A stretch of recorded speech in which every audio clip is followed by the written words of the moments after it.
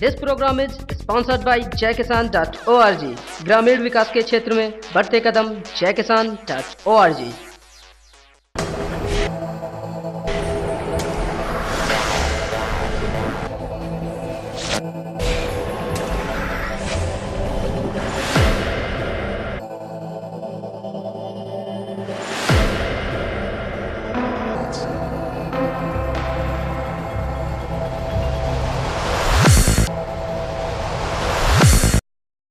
उत्तराखंड की विषम भौगोलिक परिस्थितियां, आम आदमी की स्वास्थ्य समस्याएं और चिकित्सा सुविधाओं की कमी, इन सब के बीच बीमारियों के बारे में अज्ञानता और सही सलाहकार की गैर मौजूदगी, इन सब ने हमें प्रोत्साहित किया हेल्थ दरबार बनाने। हेल्थ दरबार का मकसद है दूरदर्शन जैसे सशक्त माध्यम से प्रसिद्ध चिकित्सकों की अमूल्य सलाह आम आदमी तक पहुंचाना और उनकी समस्याओं का समाधान उपलब्ध कराना। नमस्कार, मैं हूँ दीपा। मैं हूँ महेश। आज के स्वास्थ्य कार्यक्रम हेल्थ दरबार में सभी दर्शकों एवं चिकित्सकों का स्वागत है। तपेदिक, जिसे आम भाषा में टीबी भी कहते हैं, इस पर चर्चा करने के लिए हमारे साथ हैं चिकित्सा क्षेत्र के जाने मानी हस्तियां, जिसमें आयुर्वेद से हमारे साथ हैं डॉक्टर कृष्ण कुमार त्रिपाठी जी, योग से हमारे साथ हैं डॉक्टर ईश्वर भारद्वाज जी, होम्योपैथ से हमारे साथ हैं डॉक्टर गजेंद्र सिंह त्यागी जी, एलोपैथ से हमारे साथ हैं डॉक्टर प्रकाश मालसी जी एवं प्राकृतिक से हमारे साथ हैं डॉक्टर शक्तिधर शर्मा जी। आप सभी का हेल्थ दरबार में स्वागत है। तो आइए शुरू करते हैं आज का कार्यक्रम। मैं जानना चाहता हूँ एलोपैथ डॉक्टर प्रकाश मालसी जी से कि टीबी क्या है, टीबी किस तरीके से होती है, आम व्यक्ति कैसे जाने कि उसे टीबी है। टीबी का जो रोग है वो एक बैक्टीरिया फैलाने वाले उसके होते हैं, माइक्रोबैक्टीरियम ट्यूबरकुलोसिस नाम का ये बैक्टीरियम है। और ज़्यादातर जो मामले हैं टीबी के वो आप जानते हैं कि फेफड़ों की टीबी ज़्यादातर हो जाती है, लेकिन यहाँ पर थोड़ा सा ये बता देना भी ज़रूरी है कि फेफड़ों के अलावा शरीर के और दूसरे बहुत सारे हिस्सों में टीबी का प्रकोप हो सकता है। जैसे आपने बोन टीबी सुना हो, हड्डियों में टीबी हो जाती है, जोड़ में हो जाती है टीबी, किसी किसी के गुर्दे में टीबी हो जाती है, अथवा किसी को टीबी की वजह से यहाँ पर आपने सुना होगा, देखा होगा, गिल्टियाँ सी बन जाती हैं। तो इस तरह से विभिन्न रूपों में टीबी हमारे शरीर को प्रभावित करती है और ज़्यादातर ये फैलती है। जो टीबी के मरीज़ हैं जिनके बलगम से कीटाणु निकलते हैं, वो खांसते हैं तो खांसने के जरिए दूसरे किसी के सांस में वो कीटाणु चले जाते हैं और इस तरह से ये बीमारी फैलती होती है।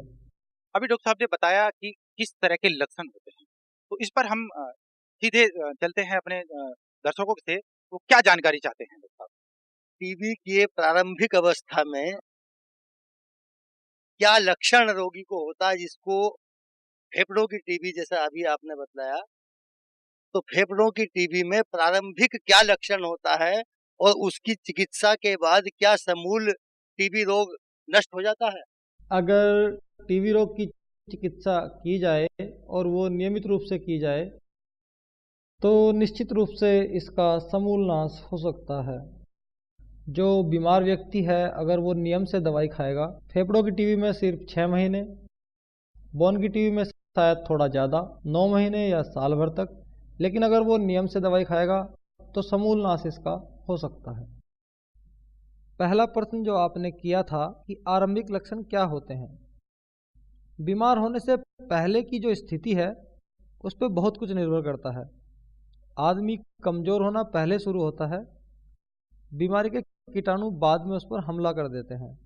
अगर आपकी दिनचर्या भागदौड़ वाली है, अगर आपका खान पान नियमित नहीं है या कोई सी दूसरी बीमारी आपको हो गई है, जैसे मलेरिया ही हो जाए, टाइफाइड हो जाए, बहुत लंबे समय तक बुखार चल जाए जिससे आप खा पी ना सके ठीक से, तो शरीर में कुछ ऐसी कमजोरियां आ जाती हैं कि जिससे टीबी के बैक्टीरिया भी आप पर हमला कर देते हैं।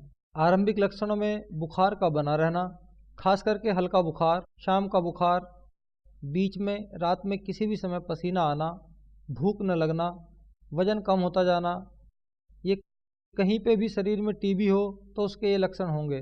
फेफड़े की टीबी में खांसी का बना रहना और खांसी के अलावा बलगम में कभी खून आ जाना, ये इसके लक्षण हो सकते हैं। डॉक्टर साहब, टीबी को लेकर अभी और जानकारी लेना चाहेंगे हमारे दर्शक, तो आइए चलते हैं उनके पास। Sir, my question is that tuberculosis and pneumonia and symptoms of tuberculosis and pneumonia is approximately similar. Then how can we differentiate between that is in first stage for diagnosis that it is tuberculosis or pneumonia, because the symptoms low fever and cough and sputum with blood is same in both countries.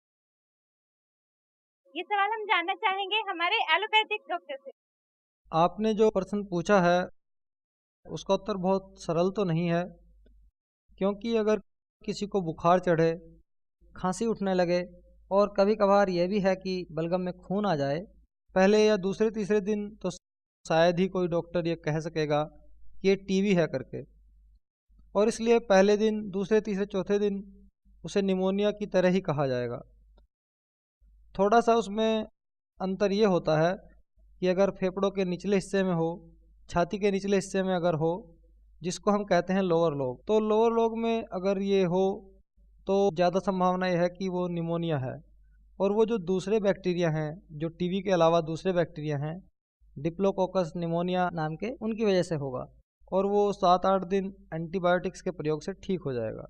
लेकिन अगर थोड़ा लंबी उसकी history है, जिसको हम medical history कहते हैं, अगर कोई पेशेंट ये कहे कि मेरे बुखार आते आते कम से कम 10-15 दिन हो गए हैं और बलगम आ रहा है, खून आ रहा है, और उस स्थिति में अगर हम उसका एक्सरे करें तो अगर उस समय फिर भी निमोनिया जैसी अगर उसके अंदर दिखाई दे शैडो, तो फिर हम ये मान के चलेंगे कि इसमें टीबी की संभावना काफ़ी ज़्यादा है। विशेष करके अगर वो निचले हिस्से में नहीं है, अगर वो बीच के हिस्से में या ऊपरी हिस्से में है, तो उसमें टीबी की संभावना ही ज़्यादा कही जाएगी।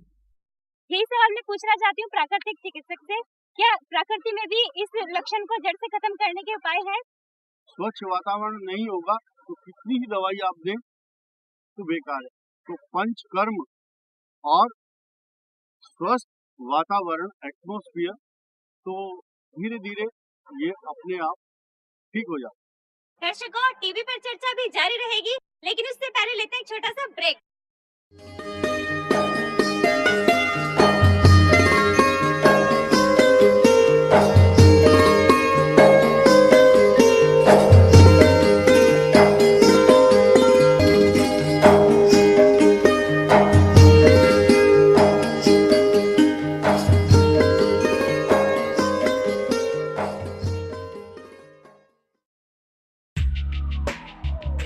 International Theatre, Academy of Theatre, Films, Radio and Television.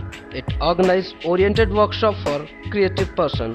Come with a dream and go with a career. Break के बाद आपका फिर से स्वागत है हमारे आज के कार्यक्रम हेल्थ दरबार में। तपेदिक अर्थात टीबी के ऊपर मेरे मन में एक सवाल उत्पन्न हुआ है कि क्या जो झुग्गी झोपड़ी में जो रहने वाले लोग हैं वो किस तरीके से इससे निपटे, और साथ ही जो लोग पहाड़ पर रहते हैं, पहाड़ पर क्या किस तरह की समस्या आ सकती है, किस तरीके से वो लक्षण पहचाने। टीबी की बीमारी किसी को भी हो तो सकती ही है। जो एक साधारण इसके अंदर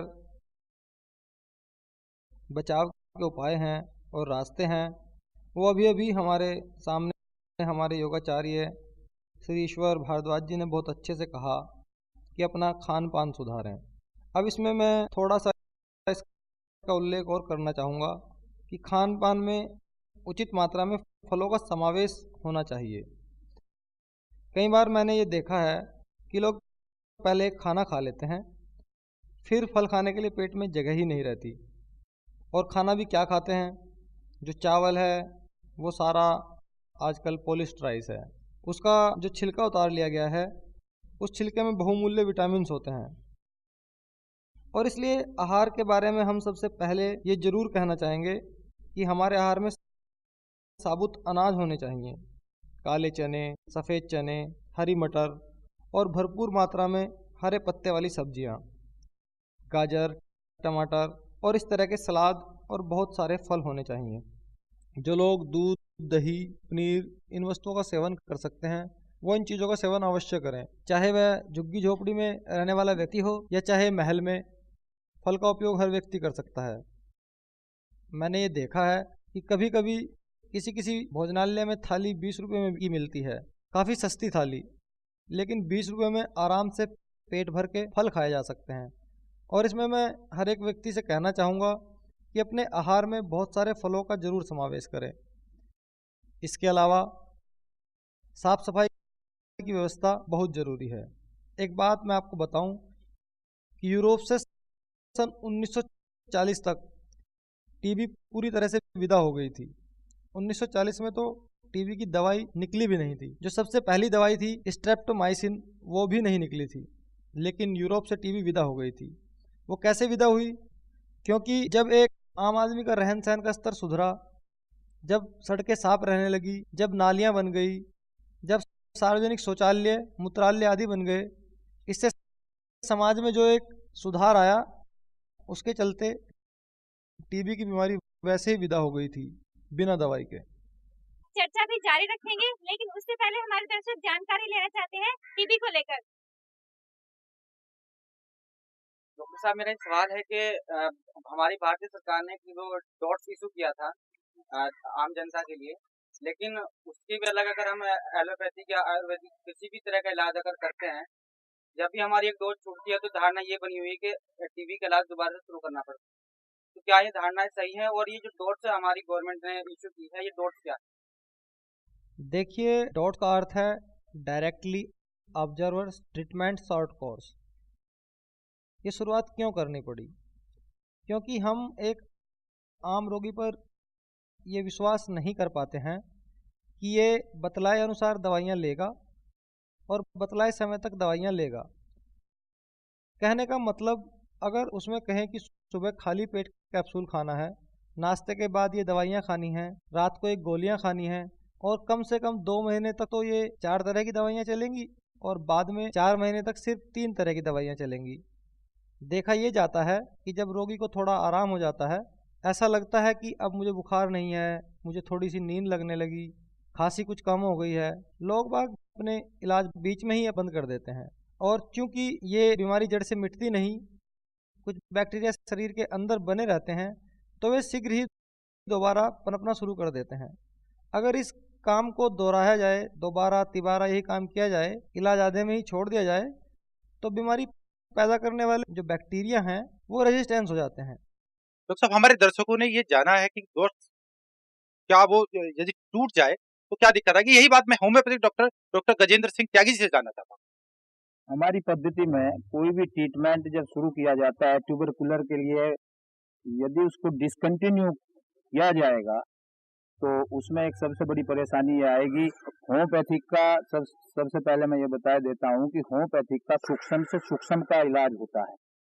होम्योपैथिक जो पद्धति है वो बहुत ही सूक्ष्म है। यदि उसकी किसी मेडिसिन को लेकर के लेबोरेटरी भेजा जाए तो वो टेस्ट में नहीं बताया जाएगा कि लेबोरेटरी भी नहीं बता पाएगी कि इसमें क्या मेडिसिन है। सपोज कीजिए जैसे ट्यूबरकुलर बैसिलाई है, अब हमारे यहाँ एक मेडिसिन बनती है, उस मेडिसिन को यदि जो बनती है उससे वो हायर पोटेंसी में बनाने के बाद में मरीज के ऊपर अप्लाई होती है, वो प्रिवेंटिव भी है और जो शिकार हो चुका है टीबी का उसको भी दी जाती है। तो उसका इलाज यदि बीच में हम छोड़ देते हैं, ये रुक जाता है, तो जो रेजिस्टेंस दवाई का अपना फंक्शन ये होता है कि वो शरीर में हमारे शरीर से ही एक शक्ति पैदा करती है जो रोग से लड़ती है, जो हम मेडिसिन के द्वारा उसको उस शक्ति को एक्टिवेट करते हैं। सवाल ये नहीं है डॉक्टर, सवाल ये है, दर्शक जानना चाहते हैं कि यदि वो ब्रेक हो जाए तो रुकेगा तो फिर रोगी कहाँ ठीक होगा? ठीक नहीं होगा। तो क्या इसमें डॉक्टर आयुर्वेदिक डॉक्टर कृष्ण कुमार त्रिपाठी से पूछना चाहता हूँ कि आपकी पद्धति में क्या किस तरीके से होता है ये? यदि वो ब्रेक हो जाएगा तो क्या होगा? आयुर्वेदिक चिकित्सा में 2 तरह की चिकित्साएं होती हैं, संशमन चिकित्सा और एक संशोधन चिकित्सा। जो संशमन चिकित्सा होती है वो औषधियों द्वारा रोग को वहीं पर दबा दिया जाता है। जो हमारे त्रिदोष आयफ और वात पित्त कफ होते हैं उनको वहीं पर दबा दिया जाता है, लेकिन कोई अनुकूल परिस्थिति अगर आएगी तो वो फिर से जीवाणु एक्टिव हो जाते हैं और वो दोष फिर से दूषित हो जाएगा और फिर इस रोग को उत्पन्न कर देगा। एक होती है संशोधन चिकित्सा। संशोधन चिकित्सा में होती है कि उसमें एक रोग को शरीर से बाहर कर दिया जाता है, जिसमें पंचकर्म चिकित्सा आती है। इसमें स्नेहन, स्वेदन, वमन, विरेचन और वस्तु, इनसे क्या होगा कि पूरा का पूरा दोष है हमारा वो जैसे कि अगर कफ रोग दूषित है तो उसको वमन के द्वारा, और पित्त रोग दूषित है तो उसको विरेचन के द्वारा, और वात रोग दूषित है तो उसको मतलब वस्ती के द्वारा उसको शमन कर दिया जाता है। अगर उसको वहीं पर पंचकर्म के द्वारा शमन कर दिया जाएगा तो दोबारा जो है रोग होने की संभावना नहीं रहती है और उससे पूरी तरह क्योर है और वो उसको दोबारा ट्रीटमेंट देने की आवश्यकता नहीं। दर्शकों, चर्चा भी जारी रहेगी, जाइएगा नहीं। हम अभी हाजिर होते हैं ब्रेक के बाद।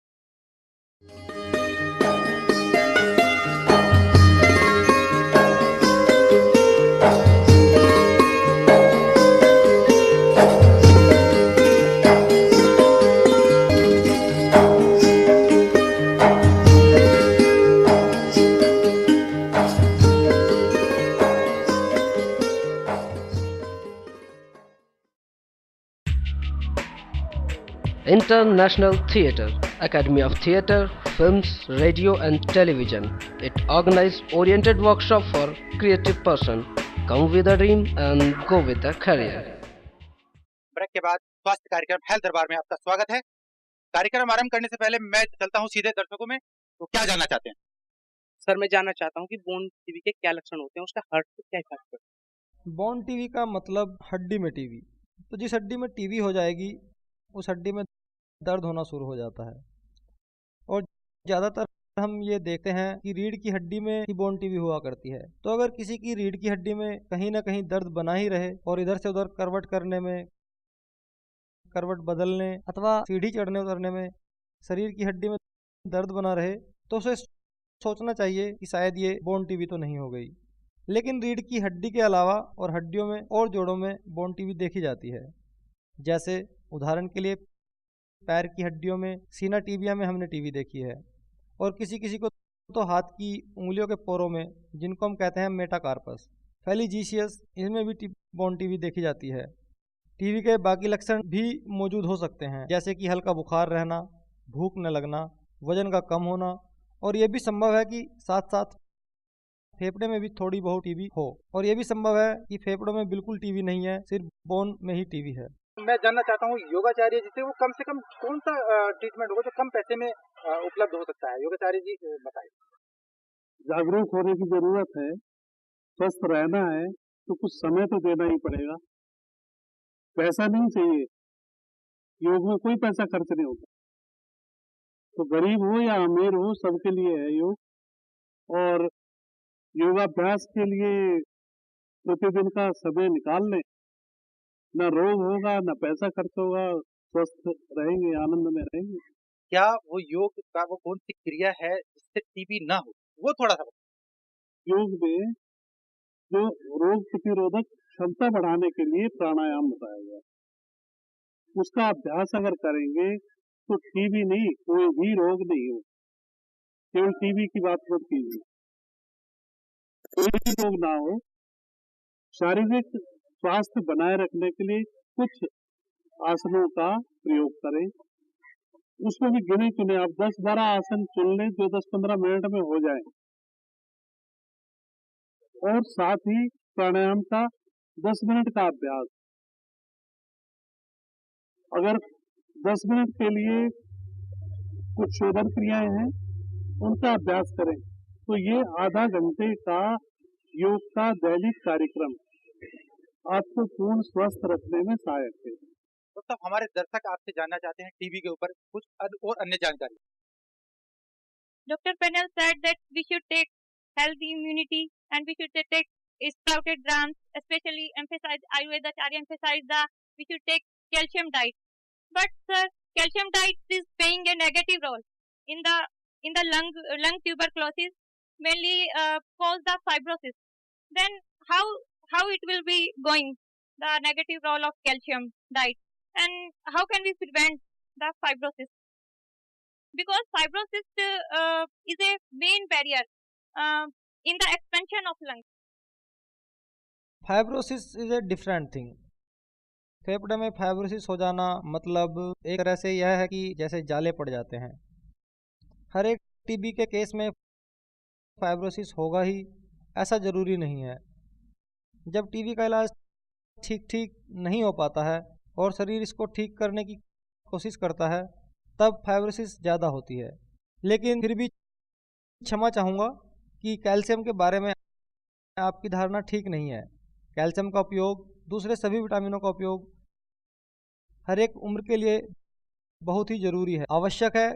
कैल्शियम की कमी से शरीर में बहुत तरह की समस्याएं हो जाती हैं, हड्डियां कमजोर होने लगती हैं और हर उम्र के रोगियों को हम विटामिन और कैल्शियम खाते रहने को कहेंगे ही। उनका जो सवाल है उसका पूर्ण जवाब नहीं मिल पाया है उन्हें, इसलिए वो पुनः जानना चाहते हैं कि क्या उनकी जो समस्या है वो निस्तारण चाहते हैं अपना। Sir, I'm not satisfied, and I'm not saying that calcium playing is negative role, but it is said by doctor. Sir, it is the medical report is showing that calcium, the fibrosis and the expansion of lungs is due to the accumulation of calcium. Sir, the patient is taking 4th generation high antibiotic, and he's not, and he's incurable, sir. Incurable, sir. Sir, it is medical report. ये एक खास मसले में, particular case में क्या हुआ है, ये यहाँ बैठकर कहना जरा कठिन है, क्योंकि जब तक केस को देख ना लें। लेकिन मुझे ऐसा दिखाई दे रहा है कि कैल्सिफिकेशन जो प्रोसेस है जो लंग्स में हुई है, उसको किसी ने शायद आपको ऐसा बता दिया है कि कैल्शियम जमा हो गया है, लेकिन कैल्शियम जमा होने को रोकने का यही उपाय नहीं है। कैल्शियम खाना बंद कर देंगे। कैल्शियम तो शरीर के लिए जरूरी है। कैल्शियम फेफड़े में जमा हो गया है, वो इसलिए जमा हो गया है कि जब वहाँ की बीमारी ठीक की गई तो उसमें फाइब्रोसिस होती है। फाइब्रोसिस के बाद कैल्शियम जमा होता है। ये शरीर की बीमारियां ठीक होने के बाद की स्वाभाविक प्रक्रिया है। होम्योपैथ डॉक्टर गजेंद्र सिंह त्यागी से जानना चाहता हूँ कि उनका क्या मत है इस पर। हमारी होम्योपैथिक चिकित्सा पद्धति में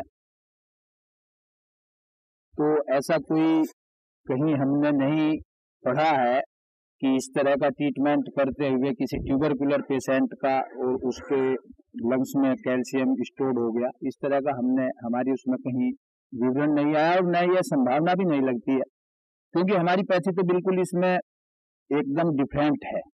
उसमें एक्स्ट्रा अलग से कोई कैल्शियम वगैरह देने की जरूरत ही नहीं होती है।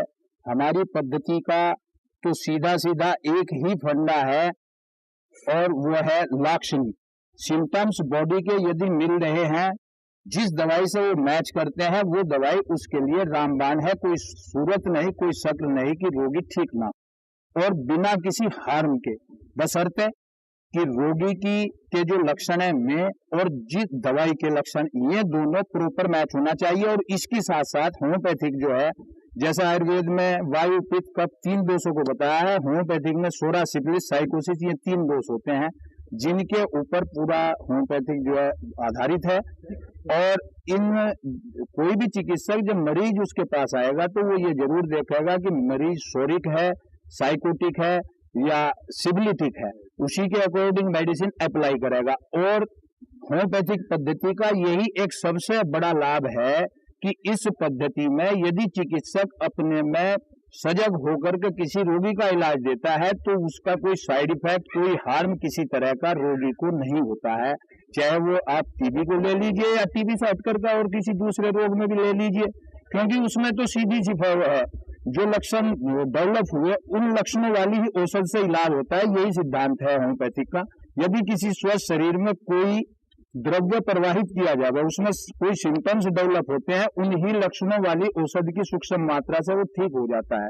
हमारे रोज के खान पान, रहन सहन, इससे जो हमारे शरीर में एक स्वस्थ शरीर के जो सिम्टम्स होते हैं और इनमें जब एबनॉर्मलिटी होती है, अनईजी महसूस करता है, क्योंकि चिकित्सा रोगी की होती है, रोग की चिकित्सा नहीं होती है होम्योपैथिक में। तो उससे क्या होता है कि उसमें कोई ना कोई सिम्टम्स डेवलप होंगे, अनईजी होंगे। वो जो अनईजी सिम्टम्स डेवलप हुए हैं वो किसी न किसी मेडिसिन से निश्चित मैच करेंगे। वो मेडिसिन कोई भी हो, वो तो मरीज जब डॉक्टर के सामने आएगा तो तभी वो पता लगेगा।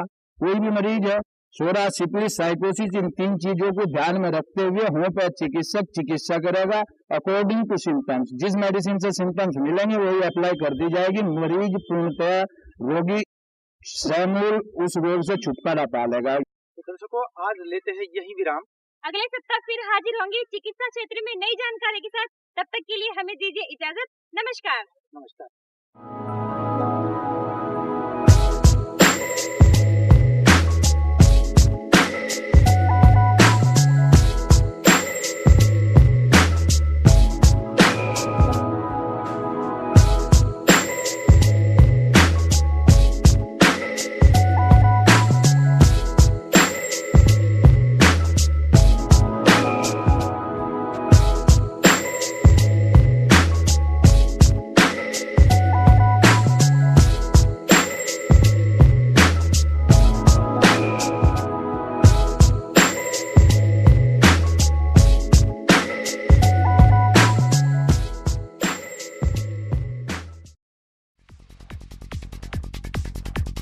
This programme is sponsored by jaykisan.org। ग्रामीण विकास के क्षेत्र में बढ़ते कदम jaykisan.org।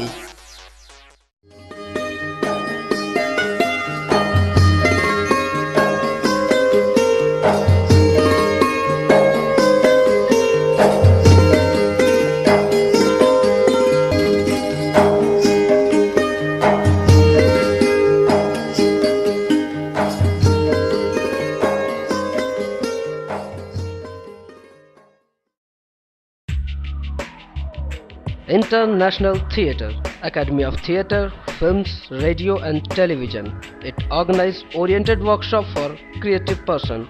Come with a dream and go with a career.